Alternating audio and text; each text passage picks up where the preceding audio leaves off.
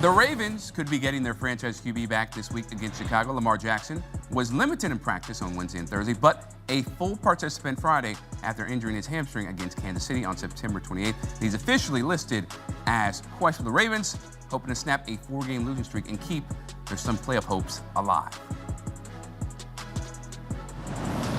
Time now to bring in CBS Sports NFL and draft analyst Ryan Wilson. And Ryan, it's always a pleasure to see you, my brother. Hopefully we see Action Jackson Sunday because he's a joy to watch, and the Ravens need him back at 1-5 at this point. What are your expectations for him if he does play, and do you think he should even play if he's not quite 100%? Yeah, see, that's a great point. Good to see, as always, Chris, if he's not 100%. And you would imagine he's not. Hamstring injuries, depending on the severity, could be anywhere from 2 to 4 to 5 to 6 weeks. And if he's not 100% and he wants to get back out there, I understand that because, as you've noted, they lost 4 straight. They have 1 win and somehow in last place in that division, which is still crazy to say out loud as we head into Week 8. But there's a real chance of re-injuring it. Even after you suffer a hamstring injury, the chances of re-injured, if it's 100% healthy, quotation marks, is much greater than prior to that injury. So he is not going to be the same guy that we are accustomed to seeing in terms of his ability to win with his legs. It's going to have to be more in the pocket and getting the ball out quickly. The issue is that they've been just bad across the board everywhere, offense and defense. Part of that, of course, is not having Lamar out there, but the offensive line has been porous. The run game hasn't been consistent. We've talked about the Derrick Henry fumbling issues earlier in the season. That feels like it was a decade ago. And the wide receivers haven't really stepped up consistently. So it is great to have Lamar back out there. I don't know if he's going to magically fix everything that's wrong with his team. If he's at 85%, I understand that. You just have to make sure he plays as cautiously as possible. Easier said than done once he gets out there and the action starts flying. But this feels like a long, tough slog for a Ravens team that's staring up at the bottom in terms of them making a move. Forget about winning the division. I just mean even having a chance to get back in the playoff conversation. So we shall see as we near the halfway point of the season here. And what we should also see is a juicy showdown between Aaron Rodgers and the Steelers hosting the team that drafted him back in 2005 in Green Bay.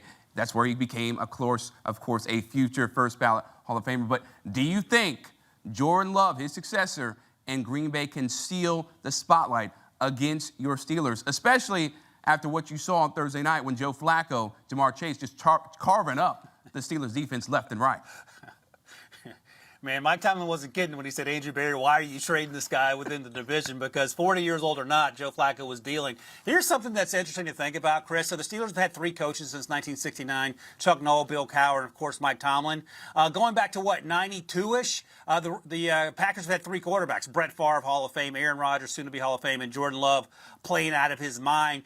In much the same way that we saw Rodgers and Favre do it previously in Green Bay. If you look at any metric, whether it's advanced or traditional, at the top, you'll find Jordan Love's name, completion percentage, yards per attempt, quarterback rating. He has only 2 interceptions. All those stats are things that point to him playing exceptionally well. Matt LaFleur's done a great job of scheming guys open in that offense, and I think there's a very real chance.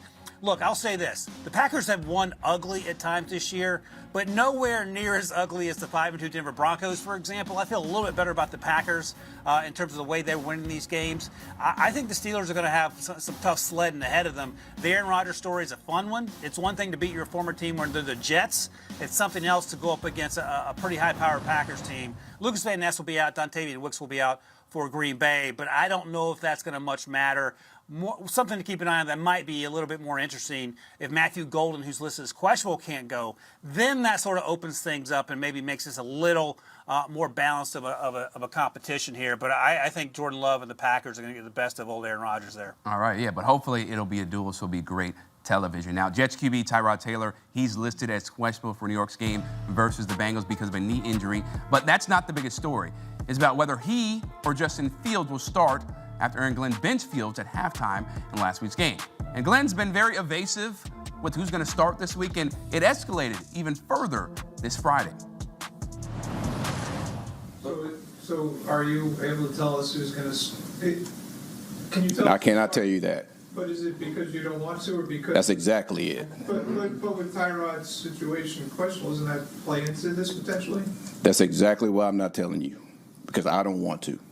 No, but I understand that, but I mean, is it partly because of the injury? It's exactly why I'm saying it, because I don't want to. Does the I quarterback don't know how many times I got to answer you that. It's not going to change. We're back here with Ryan Wilson and Ryan. Aaron Glenn still searching for his first win as a head coach, and it's been quite rocky during this week alone, right? How do you think he's handled this whole QB ordeal? Woody Johnson making comments earlier in the week. And then how do you expect it to play out knowing you got no Sauce Gardner, right, and no Garrett Wilson? Yeah, I mean, never say it can't get worse if you're the New York Jets, because, man, it'll find a way to get worse. I understand Aaron Glenn's frustration. I cannot imagine the pressure he is under, not necessarily in terms of losing his job, because I think he's fine there, but just in terms of trying to get a win as a first-year head coach. All that said, just answer the question, because you're creating more of a firestorm by answering the question in the way that you are. And again, man, I get it. I understand that at 7 weeks into this thing, it could not have gone worse for you. You're not fooling the Cincinnati Bengals by not naming a starter. They're begging you to put Justin Fields out there. We all saw Justin Fields the last 2 weeks, and he looked like he had not played a lot of football.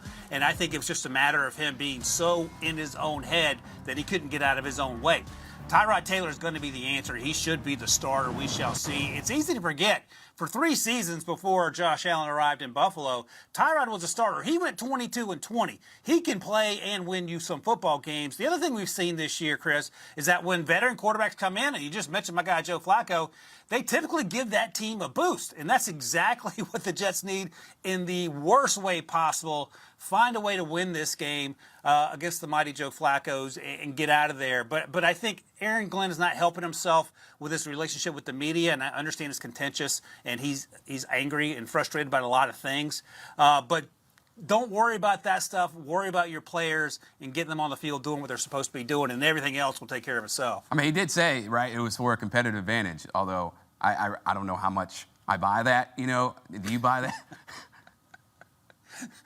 No, man. We saw Justin Fields play overseas and saw him play last week before he got benched. What's the advantage? Like, the only advantage is not playing him, if we're being honest. No disrespect to Justin Fields. And as I said, the Bengals defense, they can tackle people near the line of scrimmage. Their issue is stopping guys when they throw the ball through the air. So get Tyrod out there, slinging around. You're not going to have Garrett, as you mentioned. No Sauce on the other side, so Lord help you with Jamar and T. Higgins. But, man, you got to do something else because what you're doing currently isn't working. So competitive advantage or not, you don't have to say Justin Fields' name out loud. I would be shocked if Tyrod Taylor isn't the starter once the weekend rolls around. Yeah, it's an uphill climb for this New York Jets organization, still looking for their first win of the season. Ryan Wilson, always appreciate the insight, brother.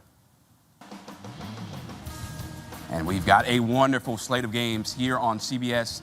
Bears on the road against the Ravens. Perhaps Lamar will be in action. Dolphins, Falcons, Jets, Bengals. Then 4:25 Eastern, Cowboys on the road against the Broncos team.